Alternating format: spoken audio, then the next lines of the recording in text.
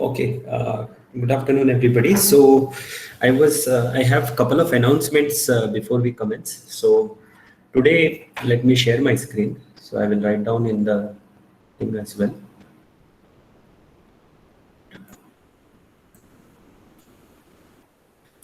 So,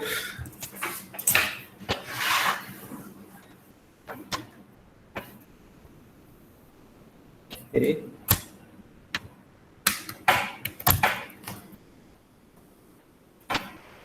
Yeah. So, yeah, some announcements. So, first thing is, uh,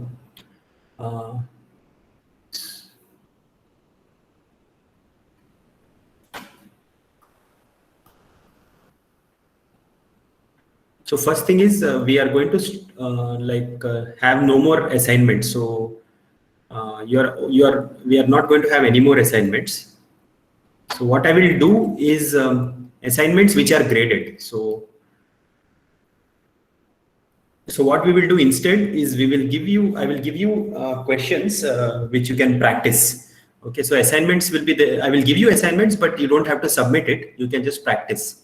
Okay, so if you want, you can submit it, after your exam, during your holidays, you can submit. So in the idea is, being this jam-packed semester, right? I feel like it doesn't make sense to just cut out your study time. So we will have no more assignments which are graded. Yeah, but you will have assignments which you can just submit, but there won't be any weightage for that. Okay, so that is one thing. Secondly, for projects, there is today is April 8th, so April 19th to so as soon as you're ready, between April 19th to April 23rd, you can make a presentation. So what we will do is you just mail me when you are ready, and then we will schedule a presentation. So it will be in the evening, sometimes 7:30 or something. It can be for half an hour to 45 minutes, and you can just explain what you have understood about the algorithm, and you can show one simple case study as part of this, and then you can say what else you will do before you make the final submission. So this is your project presentation week. Okay, this is just to ensure that everybody understands what you have done. Okay, this is only I will attend, and the concerned project group will attend. Okay, so I will for some time the presentation will be recorded, and I will share it with all the classmates, and then you all can watch each other's presentation and understand each of these algorithms. So a class as a group will learn this, but I will not make it public. So this is going to be private video for all of you to learn from. Okay, and don't make complicated PPTs. Nothing you do, just you write down things in a sheet of paper, and then you take pictures of it and put it in a presentation, and you can explain. That much only is enough. And if you have a small notebook, Python notebook with which you want to explain, that is also fine. And I will ask you some questions just to know everybody understands. Okay, so this will be your project presentation, and then before May 1st, or even maybe you can take some more time if needed, May 1st to May 7th, you can do report submission. Okay, report submission, again, don't write stories. You just write a little bit like what you did, what are all the experiments you did, what are all the applications that are there, and what your learnings were, and things like that. Okay, so this is for the project. So no more assignments and projects in this manner. Okay, and instead of assignments, I will give you assignments which are not graded, which essentially is for you to work on your own. So you can submit it after your holiday sometime. And the idea is, if you are interested, to do higher studies and things like that, so you will want some kind of letters of recommendation, right? So if you do all of these extra things after your holidays, I will be able to judge how good you are in these things, and I can write letters for you at the appropriate time. Okay, so that is the thing. So that's the plan. So if there are any concerns, you let me know. Is everything okay? Do you have any questions?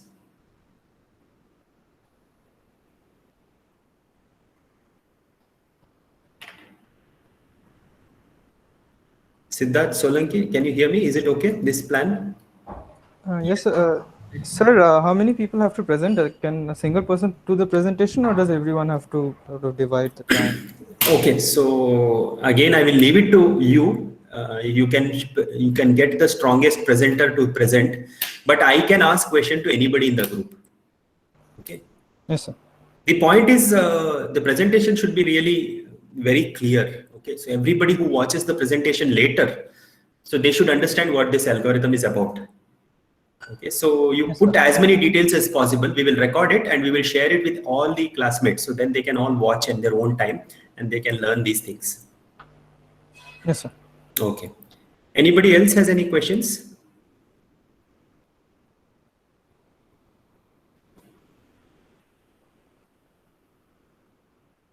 So if you have any concerns and everything, either you can ask now or you can contact Siddharth Solanki if you are a UG student, or you can contact Rohit if you are a master's or a PhD student, and they can communicate with me. Okay, so that way also we can do this. So I hope this should help you little bit relax, because I think this course is very heavy, is what I get a sense. So, but we should not compromise on the learning. So that's why I'm still going to give you assignments which you can do it on your own at your own time. So even though you don't submit it, please see how each of these solutions would be, just to get an idea, and that will also help you in your final exam. Okay, so that's the general philosophy of this. Okay, so with these announcements out of the way, so let's just now continue on statistical learning theory. Okay, so there's one more thing I would like to announce. So I had previously announced that April 10, I will be taking a special class, right? So April 10 class, which happens from 10:30 a.m. To 11:30 a.m. So this is cancelled. Okay, so 11:30 a.m. is cancelled. The reason is I want optimization, like I want that portion, like the duality to finish, before which I cannot start SVM. Okay, so there will be no class on April 10. This was originally, I had announced that we will do this. It was a special class, but now this slot will be taken by Divya. She will use to catch up on duality. So we need duality before we can meaningfully understand the SVM. Okay, and I will see. I have taken off a lot of load from you, but I may need some help from you to schedule some extra class to finish the portions. Okay, so that we will see. I will not take too much of it. We can also do this extra class business after your exams. Okay, that is also possible. But April 10th class will be used by Divya for optimization. For those of you who have not done optimization, don't worry. I will give you some introduction on optimization when I teach SVM. So that way you don't lose out too much. Okay, so that is the plan. So yeah, so this is one more piece of announcement for this. Okay, so if there are any questions, concerns, let me know. Otherwise, we will start today's class. All right, so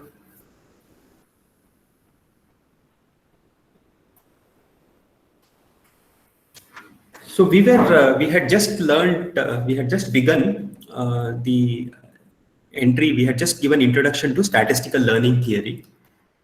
Okay, statistical learning theory, and we had begun the first portion, like first thing in statistical learning theory, which is called as probably approximately correct learning. Okay, probably approximately correct learning. Okay, so this is also called as pack learning. So this is a very important concept. Okay, even though it makes some like very strong assumptions, but this is still a very important concept. So this was, I think, one of the main contributors to this was a person by name Leslie Valiant. Okay, and he won what is called as a Turing Award for this. Okay, so Turing Award is like a Nobel Prize equivalent for computer science related fields. Okay, so it's a significant thing. So it's an important concept, and it led to development of statistical learning theory in many ways. So this is an important concept, and this is where we will start, and hopefully that will be like a pedagogical thing to do. Pedagogical means things which are following chronologically, like how it was actually invented. In the same way, we will try to learn this thing. Okay. So now, so let us recollect the setup for the pack learning. So what you have is X. This is your feature space or input space, feature/input space. You have Y, which is 0, 1. So this is a classification problem. Okay, so this is like two classes are there, two classes. Then third one, we have a concept bag. Okay, this is a subset of 2 power X. Okay, so this is a subset of 2 power X. This is like a family of classifiers.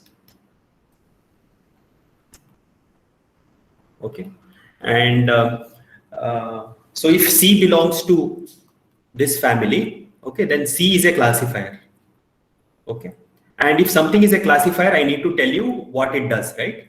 So what it does is, for a given X, it will report 1 if X belongs to that C. Okay, so that is the classifier.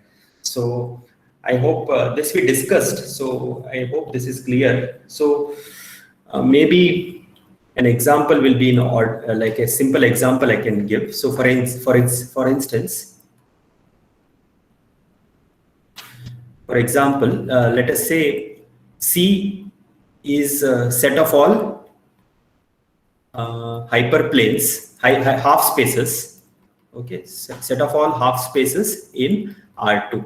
Okay, so half spaces is characterized by W transpose X greater than or equal to 0. So this is a half space. Okay, so W such that W transpose. So this is the set of all half spaces. Now what we can say, we can take a particular example of a half space. So let us take the example of X plus Y greater than or equal to 0. Example. So C1, which is equal to all X comma Y. So there are two, no, R2. So that's why we have to take X comma Y. So Y will be confusing because you will think it is we are talking about the label itself. So let us say X1 and X2 are the two features. Okay. So what is C1? So I have to give you one W, right? That will define one C1. So let us say X1 plus X2 is greater than or equal to 0. So pictorially, what does that look like? So it looks like this.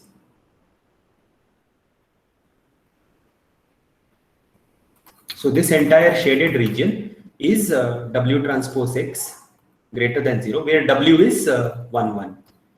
Okay. So now what is C1 of X? C1 of X is equal to 1 if X belongs to C1, right? That is what it is. So C1 is nothing but the shaded region. So any point that is lying here, so all these points will be labeled as 1, and all these points here will be labeled as 0. Okay, so it is equal to 1 if X belongs to C1, 0 otherwise. I hope this example should make it clear what I mean by concept class. So this C, the family, is called as a concept class. So let me switch back to blue.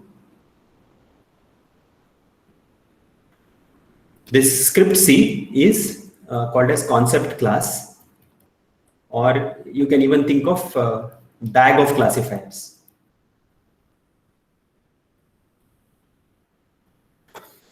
So I hope this is clear to everybody. So if not, you please ask me.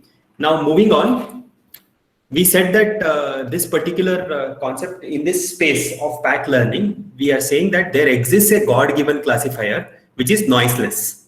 Okay, C star belonging to C is, it has to belong to C. Okay, so see, the idea is I have to choose a bag, and let us work with the idea that the God-given classifier is also part of your bag. Okay, so the question is, can we find out C star from data? Okay, so what is the theme? So you have a question, you have a space like this, you have some features, you have some classes, you have a concept class, which is like collection of all the classifiers. the God-given classifier C star also belongs to C. Okay, that is also desirable. Suppose even this is given to you via assumption. Does that mean can we find this? That is the question. Okay, so C star belonging to C is God-given classifier. Okay, and moreover, it is noiseless. So what that means is yi is C star of xi. Okay, for all xi belonging to x. So this is the correct classification. Now all these things are given. Then we are also given Sn. Okay, this is like your data samples xi, yi, I equal to 1 to n. Some data samples are given. Data samples to train. Okay, so I hope each of these component is clear to everybody. Rohit, all the 5 points clear? Yes, sir. Okay. So now when we have all of these things, right? So we have already seen how learning works. So what we do is, given this Sn, we are able to make some kind of prediction, right? So let us say there is a learning algorithm. So there exists a learning algorithm, let us say learning. So this is a symbol to say, okay, let's not bring in too many notations. I will say, suppose there is a learning algo A. So what does that do? It input for that algorithm is Sn, right? This Sn being xi, yi, I equal to 1 to n is the input. Okay, and what it outputs is Cn. Okay, so this we have seen how we do this for perceptron. So you keep adjusting the weights and you iteratively try to get that. You can use cross entropy loss, logistic regression, then you can use gradient descent for that. You can use linear regression for classification. You can do that way. Okay, and we will see in the next class SVM. You have already seen in the previous semester AI. In AI, you have seen neural networks to do that. Okay, so all these things you have seen. There are several learning algorithms. Let's not worry about the learning algorithm. Let us say that the learning algorithm learns and outputs Cn. Okay, so now the question is this Cn? So like if we are not given any data samples, anyway there is no hope to learn the true classifier. The question is, so let me write the question in a different color. So the question is, so first of all, let us see what is error of Cn.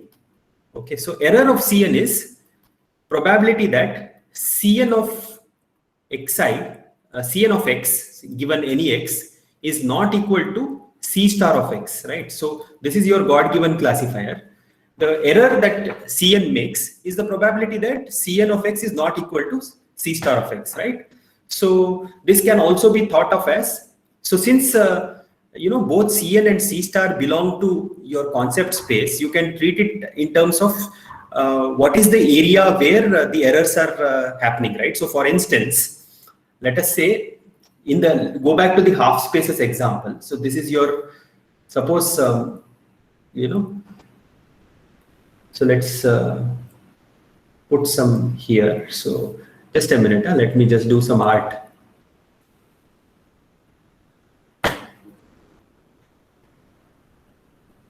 So let's say we will put a nice box here.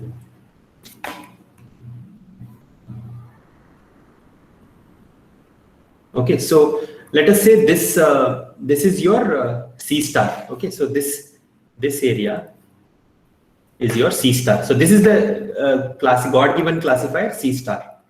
Okay, so this is all the training samples. Suppose this is an example. Okay, don't treat this as a true thing. So for a particular example, let us say in the place of half spaces, this is the God-given classifier. Let us say what we learn from data is this. So when we train our whatever model, perceptron or whatever, we get this black line.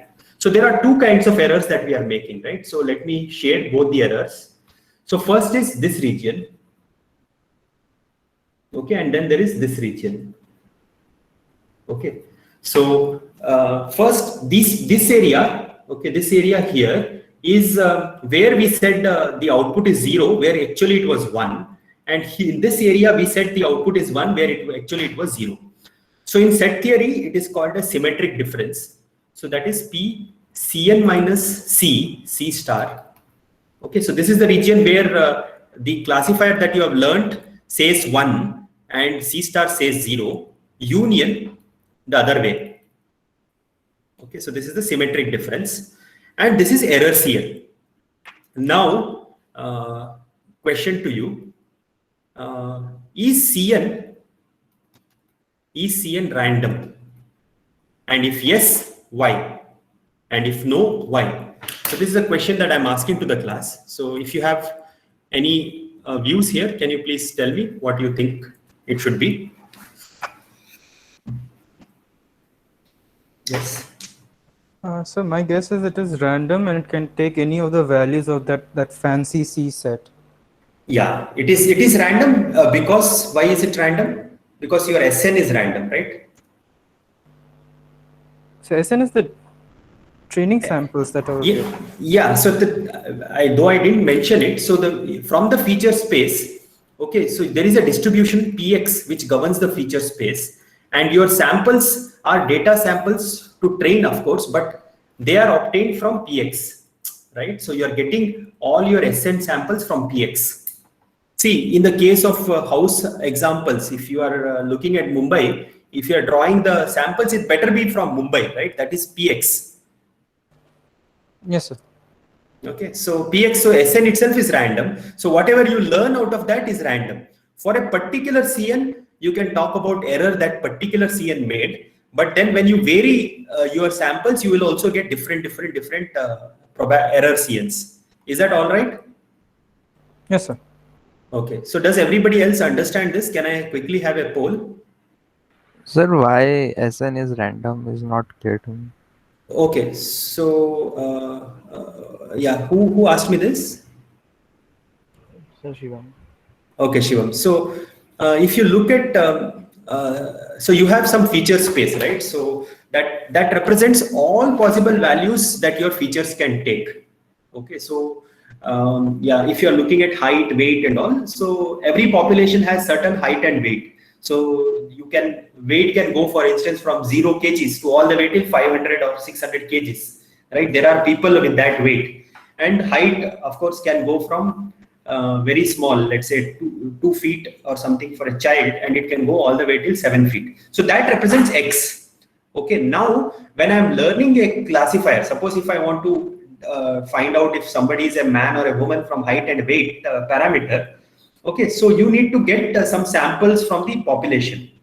Okay, so what the population is very important, because if I am looking at population from India, there will be certain distribution. If I look at some other population, there will be some other distribution. So whenever you are drawing samples, it is very important that you are in the same space that you want to do your learning algorithm. So whatever your learning algorithm is going to operate, you are also drawing samples in that same space. So if you want to learn something about heights and weights and the gender in India, you better have samples from India. That's what I'm saying. Shivam, does that make sense? Yes. So now when I'm given some training samples, it better be from the true underlying distribution of the population, which is India, and that is Px. So that is why it is random. So sometimes when I draw samples, I may be lucky or unlucky or whatever way you want. It might be that you may only get very tall people, very heavy people. It can come like that, right? When I'm randomly doing things like this, there can be sometimes classifiers that I will learn which is somewhat skewed. That can happen because it's random. So when you do a coin toss, even though it is a fair coin, right? If you see the India-England test match, so Kohli has been losing the coin toss for like 12 consecutive matches, right? So even though the coin is fair, you may get all kinds of samples from it. So there is randomness involved. Shivam, do you understand this? Yes, sir. I'm getting. Yeah. So given a particular random thing, you can get one Cn. So that will be random. So the error that you make is also random. Okay. This probability will change when you change Cn. Okay. So that is why it is random. So now the question is. Sir, there's a question in the chat. Okay. Can we say that learning algorithm plays a role in making CN random? Learning algorithm as such also can have its own randomness. Okay, so Ankit, it can have its own randomness, but primarily the randomness is coming because your training samples, your feature space itself, when you draw points from that, that itself is random. Okay, so does everybody understand the discussion so far? Yes? Yes, sir. Can I have a quick poll just to see this? Okay, very good.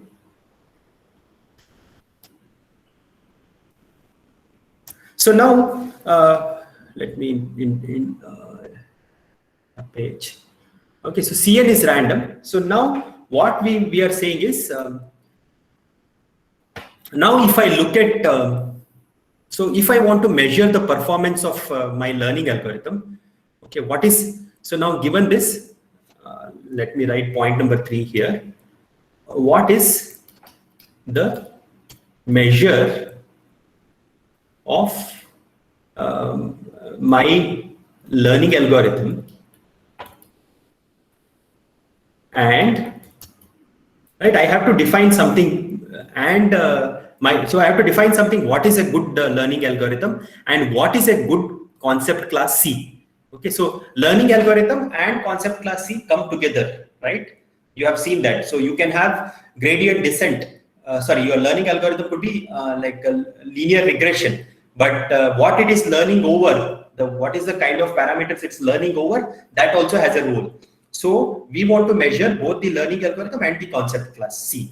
Okay, so the measure is, you need to see how many times you make error. So that measure is probability that error Cn is greater than epsilon, right? So you want to see so basically what is the probability of error Cn is greater than epsilon. Suppose if you want to do this, this could be one learning measure. Okay, so in this context, so if you have let us say a learning algorithm 1 with concept C1, and then you have learning algorithm 2 with concept C2. Okay, both these things have the true underlying thing, but for a given n, probability of the first error Cn, let us say greater than 0.2, if this is equal to 0.1, so it will make error with probability 0.1. Okay, and the other one is equal to 0.3, then you can say in some sense this is better, right? So that is the idea. Okay, so we want to compare our particular learning algorithm with a concept class with another learning algorithm with another concept class. Okay, important point, okay, here is that God given classifier C star belongs to C1 and C. So let me not write the script, because that is not how I have done. So C star belongs to C1, okay, and C star belongs to C2. That is where we are. The whole framework is that we are assuming that the bag contains C star. Okay, so using this measure, how many times I make errors. Okay, since error Cn itself is random, we have to take probability of something happening. Okay, so when you do like that, you can compare two different algorithms and concepts. Okay, so concepts is nothing but a bag of classifiers. Fine. So let's move on. So now this is the idea. So now we will define the notion of pack learning. Okay. So for all epsilon and delta, okay, so this is unfortunately this is how mathematically many things are defined. Okay, so no matter I will write down the things and then I will explain. So for all epsilon and delta, so a learning algorithm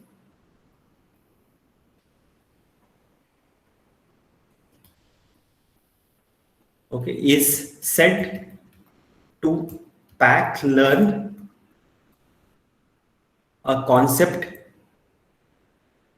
C. Okay, so a learning algorithm is said to pack learn in a concept C. So both the things have come. The learning algorithm is there, the concept C is there. If okay, so let me say this thing from here, let me move out here. If for all epsilon delta greater than 0, there exists n greater such n such that, okay, for all n greater than n, probability that error Cn is greater than epsilon is less than delta for all n greater than or equal to n. Okay, so let us slowly try to understand this. So suppose we say some level. Okay, so let me choose epsilon equal to 0.1. Let us say delta is equal to 0.01. Okay, so what I would like, so suppose I have a learning algorithm A and a concept class C. So this is my learning algo and this is my concept class. Okay, so given this particular epsilon and delta, I should be able to produce a number n. So let us say n is equal to 10,000. Okay, so what is the same? Given this detail, what I want is that probability that I make an error, okay, probability that I make an error of more than 0.1, okay, should be less than 0.01. So this is, for that I need, okay, this will happen whenever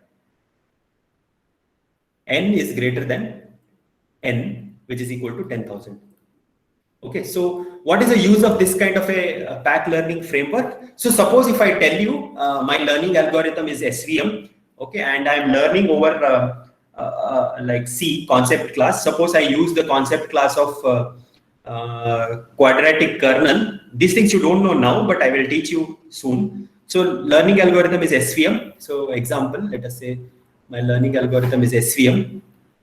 Okay, my concept class C is the space of quadratic kernel. Okay, with the, let's say 2 degree equal to 2.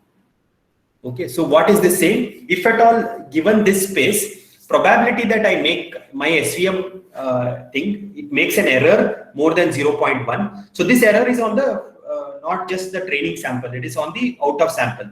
If I make an error more than 0.1, what is the chance that I will make an error more than 0.1? Okay, so again, all of you understand that whatever SVM you learn is a random thing because each n will vary. So sometimes you may do well, by chance you will do well, sometimes you may not do well. So all the times when you make more than 0.1% error, that is a bad thing. Suppose if that is the truth that I tell you, the probability that that happens is less than 0. So this shouldn't happen too often. And this is, I'm guaranteeing you that this won't happen provided you give me more than 10,000 training samples. Okay, so that is what I'm telling here. So what is a space? There is no error. First of all, there exists a C star God given. So these are the features of pack learning. There exists a C star which is God given, and also there is no noise. So is this clear? So what is it I'm saying? Given a learning algorithm, and we say that it is learning on a concept class script C, okay, if at all I am able to bound my error, okay, so that is the reason we are defining this. And the thing is, error Cn being less than or epsilon, this is like probably, this is like approximately correct, right? This is like approximately correct. It is not, epsilon is not 0. Okay, so epsilon is some number greater than 0. So that you can choose. So this is what is called as the approximately correct part. Okay, and then since we are asking what is the probability that something is approximately correct, that is why this is called as pack learning. So is the definition clear to everybody? Are there any questions? Sir, I have a small question. Yeah. This error of Cn, that is calculated over the training set or the test or some test sets? Okay, so error Cn is actually computed over not the training set. It is computed on the actual data. Okay, so actual underlying X. So for instance, right, if you look at the thing that we did here, we said error Cn is this region. Okay, So this is the God-given thing, the blue one. The black one is what you learned. Error Cn is this. So Okay. Yes, sir. Got it. yeah. So, but we do not have the actual data with us. No, we have only the training and the test set with us. You only have the training and the test set, but this is a concept that this is conceptually speaking so far. Okay, so see, in maths, right, many times you define a concept without even telling how you are going to achieve it. Okay, so we are telling this conceptually for now, then we will slowly see how to achieve it. Nitish, do you understand the difference? Okay, sir. Sir, So one right more now- doubt. Yeah. So, the n in Cn and the number of samples, how are they related to each other, sir? Yeah, so when you increase n, intuitively thinking, what you think is you get more information on your data, right? So you should be able to learn better. That is the idea there. So error Cn will reduce as you increase a small n. So let me write that here. So with a box here, error Cn. Okay, so this will the error Cn will decrease as n increases. Is that okay? Yes, sir, it's okay. Yeah. But the thing we have to understand is Cn, particular Cn is random. So error Cn is also random. So for n equal to 10, what you may have is like you may have error Cn for one particular error, Cn may be 0.1, another time it could be 0.3, another time it could be 0.05. All these things can happen. But what I am talking about here is the probability of error Cn. So taking the average across all of this could be 0.15, right? So this is what I'm saying. So probability of error Cn should reduce as n increases. So if n is equal to 10, this is what you'll have. If n equal to 100, sometimes you will make 0.01, sometimes you will make 0.1, sometimes you will make 0.02. But if you take average across all these various probabilistic things, sometimes no, this can vary. This number could be 0.05. Okay, so as n increases, the probability of error Cn should decrease. That is intuitively speaking. Okay, so we are trying to define our idea with that, and I will show you examples which will make it more evident. Nitish, is that fine? Yes, sir, it's better now, sir. Yeah. Anybody else has any questions?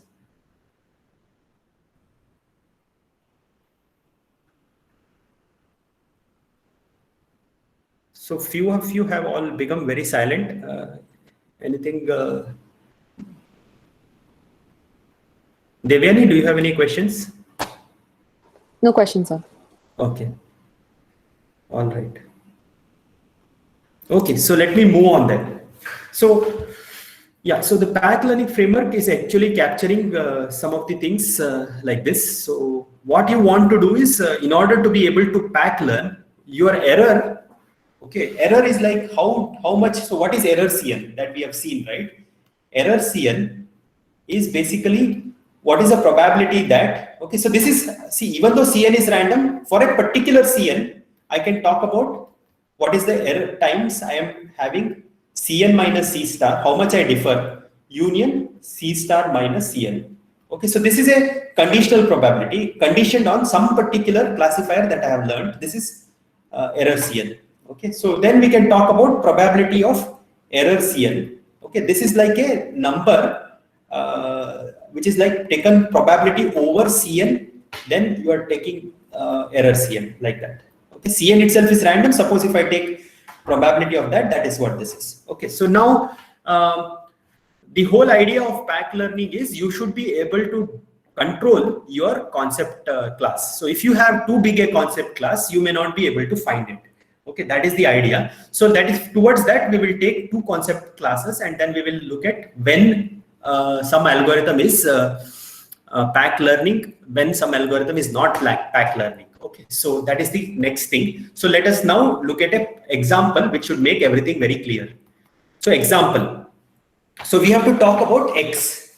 Okay, we have to talk about X, we have to talk about Y, then we have to talk about what is C star, what is our concept class, what are our algorithms, right? And then we have to look at path learning is happening or not. So these are all the things that we need to define. And then also we need to define what is the distribution from which the data samples are coming, the px, okay, from which my samples Sn is coming, which is xi, yi.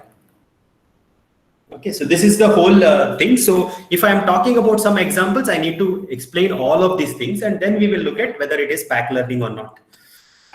So let us start. So we will look at the classifier of, so this is a standard example. So if you see Mohri's book, Mohri Talwakar, that book which I shared with you last class in the classroom. So what you have there is an example of medium built persons.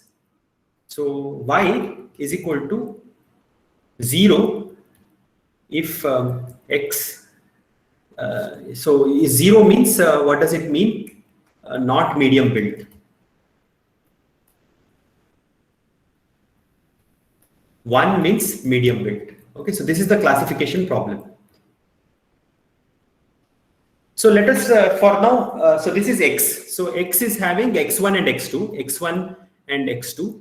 x1 is let's say height, okay, and x2 is weight. So let me show you a few samples of this space. So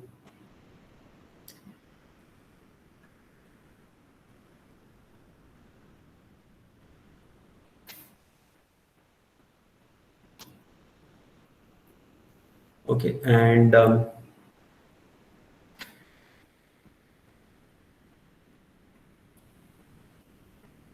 so this is some height, some weight, and then you have samples. These are all individuals with some heights and weights. I have shown you some 7 samples. Whatever comes in circle, these are all medium built people, right? So if somebody is medium built, he cannot be too tall or he cannot be too short, right? And if someone, and also at the simultaneously, even though he is not too tall or too short, he should also be not too heavy or too light, right? So so these are all the things that constitutes a a medium built person. And this particular box that I have drawn is your C star. So this is C star. Okay. So this is the God-given classifier which you don't know. Nobody has seen this. Okay. So what and all have I finished defining? I have defined X, I have defined Y, I have defined C star. Okay, and that's it. So now we have to talk about C and we have to talk about the algo, and then we are done. Okay, then we can, okay, we have to talk about PX itself. So let us say for PX, we will put some assumption. So there is some height limit, okay, weight limit, WL, WH, and there is a height limit, H, capital H. Okay, so the weights vary from 0 to H and here from 0 to W. Okay, so let us assume that PX is uniform. Uniform distribution. Uniform distribution is given to you. This is just an assumption. You can put any other distribution, but for now, let us assume it is uniform distribution. All right. So all these things are defined. So let me also tell C star some property about C star. C star is axis parallel rectangle. Okay. So whenever something is rectangle, we know it is 90 degrees, 90 degrees, right? These are all 90 degrees. What axis parallel is saying that it is not a rectangle of this form. Okay, so it is not like this. This is not axis parallel. And if you really think about this problem, right? So the problem of medium built persons, it is more likely that it has to be axis parallel, because it doesn't make sense to put a rectangle like this and say whoever falls in that is medium built. It is more likely that it will be something like this. Okay. So I hope this is clear. So let's just do some.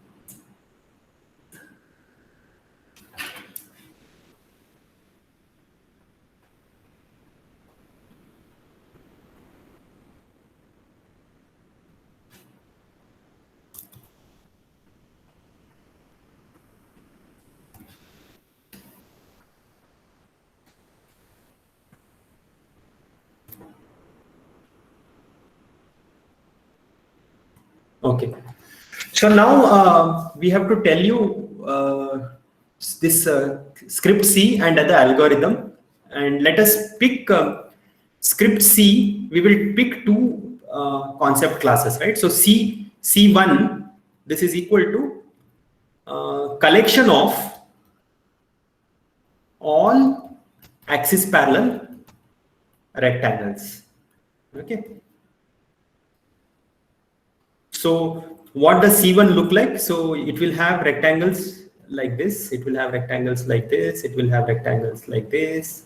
It will have rectangle, big rectangle. It will have a tiny rectangle. All this collection. Okay, I have shown all of them overlapping, but I hope you understand that this is what I mean, right? Then these are all the axis parallel rectangle, collection of axis parallel rectangles. So now my question to all of you, what is the cardinality of C1? How many elements are there in C1? Can someone tell me?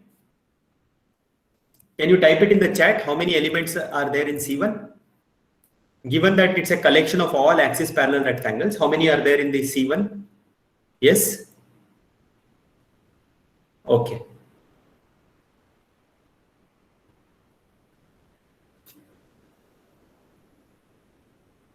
All of R3. I don't know why it is. Devyani, what you want to explain why it is all of So you can R? just sorry, R4, that you can represent any axis parallel with just 4 Oh, variables. okay. All of Yeah, R3. sure. Good.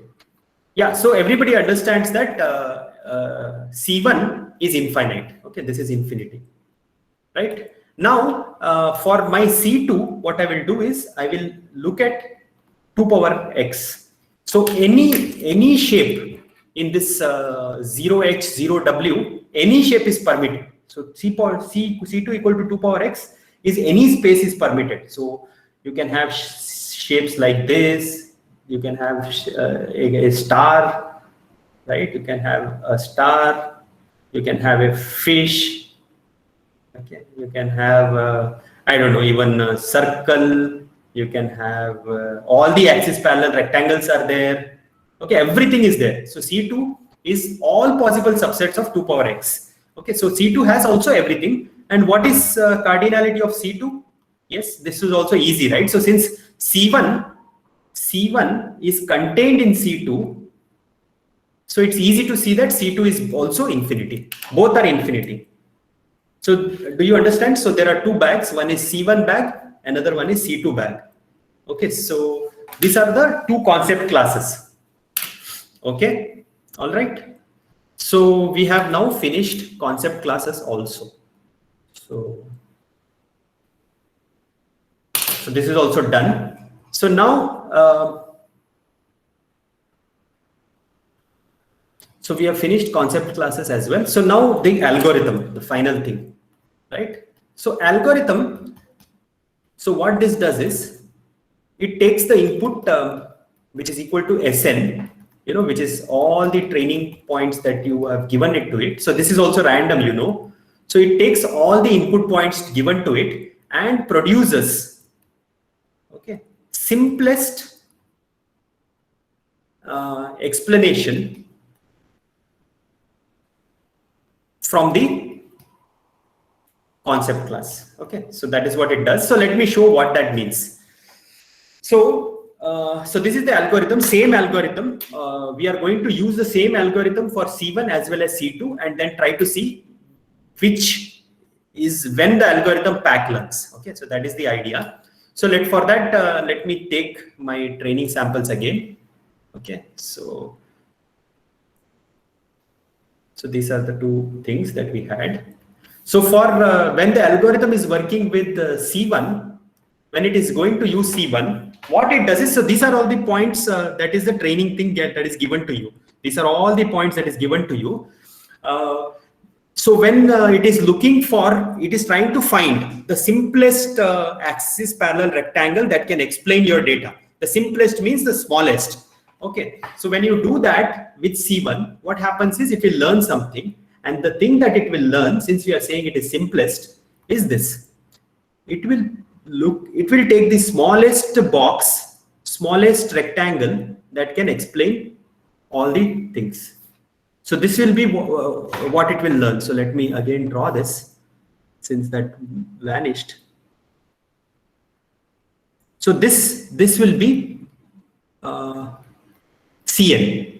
Okay, so this will be the CN from this C1 bag, and when it tries to do for C2, so let's write that for C2, what it does is you want to look at the simplest thing that explains this, right? So what it will do is it will put a small neighborhood for each of these points. So it will take a very small thing around this. Okay, so let me not choose this color. So it will choose basically extremely small thing.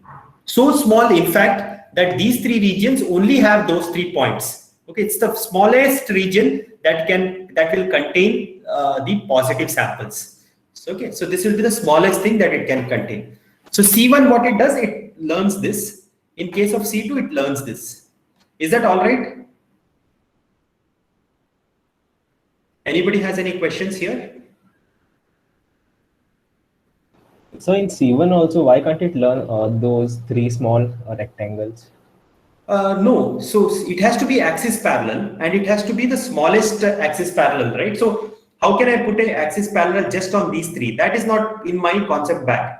I'm saying in a concept bag, it's only one axis parallel rectangle. Good question, but do you see the answer? So what, those 3 can also be axis parallel rectangles? Yeah, but I never said that. So if I look at C1 here, right? See, each of them is a different box. C1 has only one of these axis parallel. There is a comma here. Okay, this is my C1. You are free to choose anything. Okay, but you can choose only one. So if I choose only one, so if I only choose one, smallest here like this, these two are misclassified. So this is not allowed. I want to choose the smallest so that all my training points, at least what is given to me, is correctly classified. Okay, sir, understood. That is my learning algorithm. Okay. Yes, sir. Yeah. So anybody else has any questions? C2, shouldn't the shape that we select cover all 3 points at the same time? No, because C2, I'm saying all possible shapes. In fact, C2 is 2 power x. So what can C2 also has? So let me not. Yeah. So C2 also has spaces like combination of this also is there. Some star and a fish. Oh, got it. Yeah. So it has every possible thing that you can think of. Okay. Yes, sir. So simplest is with a single blob, like single blob for this is the smallest thing essentially. Okay. Good. So yeah. So both these C1 and C2 are infinite. But Yes. are we also in C1 we can see that it will packlen, like it will follow the condition of epsilon delta. But will it also follow in case of C2? No, it won't. So that is correct. It won't. But I will show you formally why it doesn't. It won't. So C1 will packlen, C2 it will not packlen. So we will see that. We will see that. Okay. Yes, sir. So any other questions here? Is everything clear so far? Yes. Can I have a quick poll?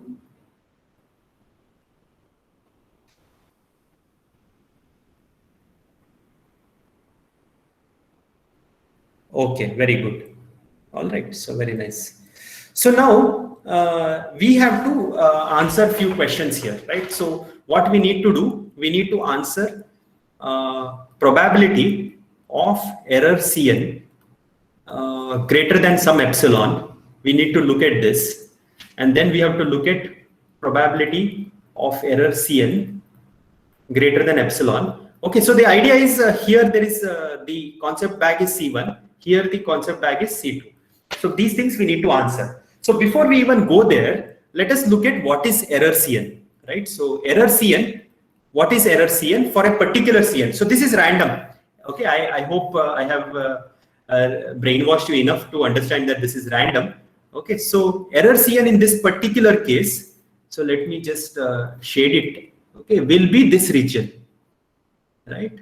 This annular region will be error Cn.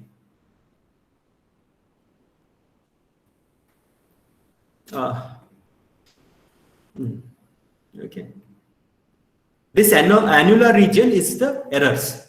Okay, because I have learned this. This is the true God-given thing, and I will make errors in this region.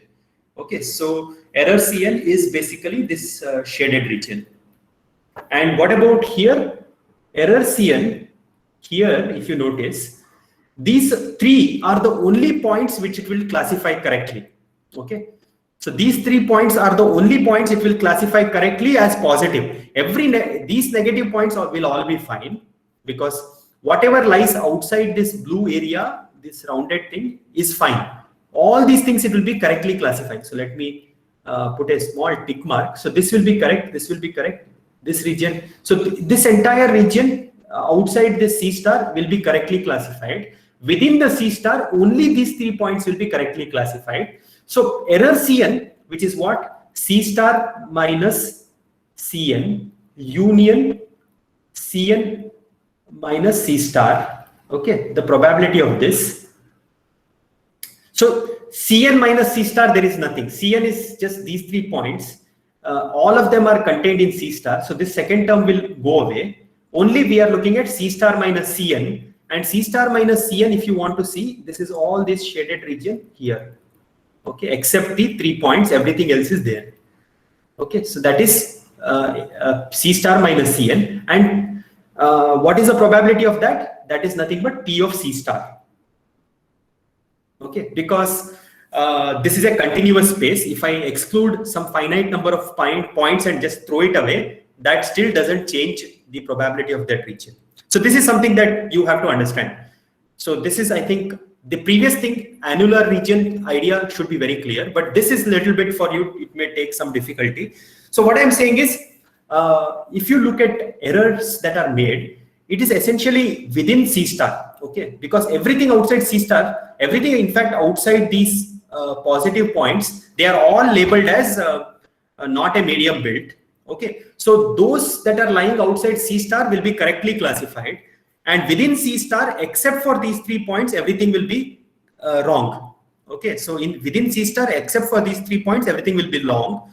So if you look at that probability of that shaded region, except these 3 points, that is going to be same as P of C star, because 3 points in a continuous space has 0 probability. So I don't know if that makes sense. So I will again ask people who have been asking questions. Nitish, does that make sense? Yes, sir. Yes, sir. Okay. How about others? Manan, do you follow what I'm saying? Yes, sir. Yeah. Okay. Okay. Good. Sir, in second case, why did we consider the rectangle only as the God-given classifier? No, the thing is, in both the concept bags, the God-given classifier is still the same. See, what is the problem that we are having? We want to know essentially what is the power of our learning algorithm. Okay, power of learning algorithm depends upon what learning algorithm we are using. It depends upon what is the space of concepts that we are searching over. If you use, let us say, SVM, it will have some power. If you use linear regression, it will have some power. If you use neural networks, it will have some power. Okay, so when you use more and more advanced algorithms, your concept bag becomes bigger and bigger. Okay, so both the concept, underlying God-given concept is C star, that is fixed. All you are allowed to do is change your concept bag, change your algorithm and compare. Is that okay? So is the selection of the God-given classifier arbitrary? It is fixed but unknown. It is fixed but unknown. Like how, yeah. I initially thought that the God-given classifier is the best for the given case, but now I'm confused because I cannot decide between what is best, because I also see that these points are also very good at just the classification. No, the God-given classifier is God-given, right? It is not under your choice. That is just fixed. So this is the problem where I want to identify medium built persons. Okay, so now there is a true concept, which is saying this is what is the medium built person. But as a machine learning person, you will not know it. So if you are looking at, for example, tumor detection, if you are looking at pictures and trying to determine tumor, a doctor will be able to tell you what is the tumor parameters it should be, but you won't be able to tell. What you need to do is you need to look at data and find out what is the best, right? That's what you are doing. So the choice of what is your bag is up to you. You should choose a bag in such a way that hopefully whatever is the true thing is in your bag. That is one. So let us assume that that is given to you for now. Siddharth, does that make sense? Yes, sir. Got it. Yeah. Okay, so PG students have class. So let us just stop here. So I will be around to take a few questions and we will continue from this tomorrow. Okay, so if you any of you have a questions, you can ask me now. All right, thank you everybody. Sir, I have one small question.